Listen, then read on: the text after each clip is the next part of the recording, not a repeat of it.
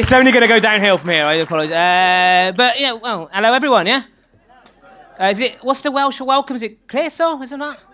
Croeso. And if you're from Hereford, all right, shag.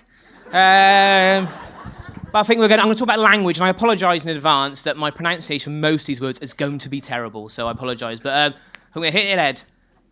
I'll talk to you about my love of language. I'm a logophile. And that's a logophile, right? And what it is I've only just found found love for language. If you had told the 15-year-old me that I'd loved words, you'd have said, well, go and marry words if you want, you dickhead. But I'm actually better at French than I was at English. Quel âge as-tu? How old are you? I remember that. I would say, j'ai 11 ans, I am 11. Because that's how old I was when I remembered it. So... Probably should have kept that up, but I'm not a grammar Nazi. I'm not a grammar Nazi at all.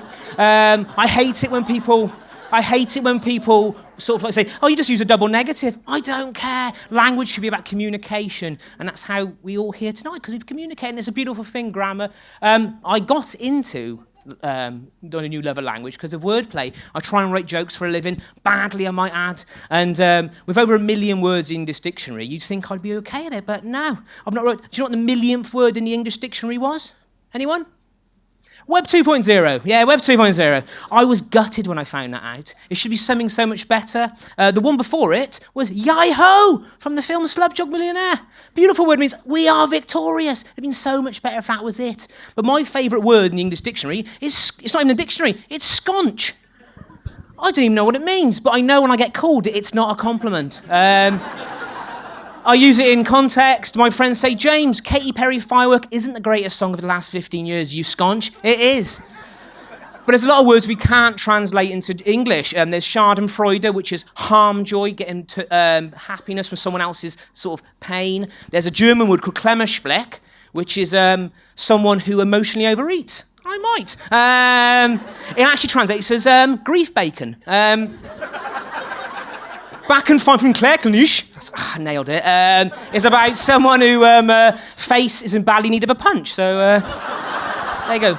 There's a lot around appearance. There's an Indonesian. No, it's a Filipino word for leogenic, where someone looks good from a distance but not up front, or a Monet, I call it. But there's also another Japanese word. Someone looks better from behind. There's a word about heartache. There's a French word called la douleur exquise, which is the yearning pain of knowing you love someone who will never love you back. And I think, actually, the fact it gives me a bit of comfort. There's a word for that because you're not alone in the world when you feel that emotion. This is my favourite word. Donald Klokuklas. This is someone who wears a shirt indoors but no trousers. That's a Hungarian word. How beautiful is that? That is definitely the favourite thing I've ever heard in a long, long time. There's also an Indonesian... Oh, no, let's go for this one. This is Jesu. It's an Indonesian word for a joke so badly told and unfunny. It's actually funny. I use this as a structural clawback in my stand-up sets. That's okay. But my favourite word I've heard for a long, long time is Ubuntu. And this has actually changed how I think about the world at the moment. Ubuntu means, basically, we should be defined by our compassion and love towards others. And I think that's pretty fucking good, isn't it? Sorry for swearing. But actually, but weirdly with, I forgot what the next bit. Oh yeah, this word, savikubikebikus. This is the Finnish longest palindrome in the world. It's a Finnish word, 19 letters. Do you know what it means?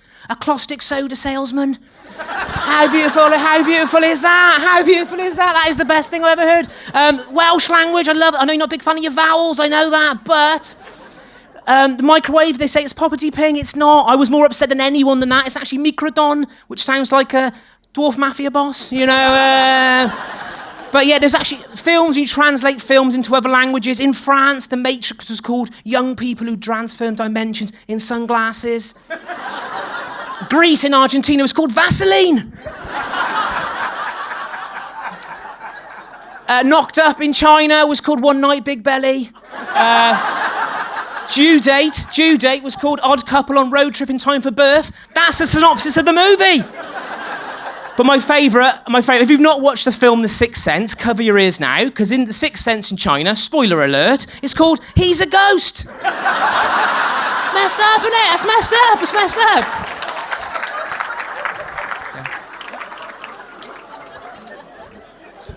I think now we should adopt it synonyms. Maybe usual suspects be called Kevin Spacey is Kaiser Soze. And maybe Star Wars could be Luke, the guy in the black helmet's your dad. Just cut things down a bit. So I'm going to ask you guys to be a part of tonight, which is nice of you, isn't it? I'm going to ask you after 3 to shout out your favourite word in a minute. I've had a lot of things thrown at me back. I've had clunge, schmackerel, and get off fatty. So after 3, if you can please humour me, please. So after 3, you're going to shout out your favourite word for me. You going to do that? Yep. 1, 2, 3. I don't know what that was, but that was amazing. But that's the end of my talk. Thank you, everyone. It's been bloody lovely, you lot are. So good. Thank you very much. Cheers.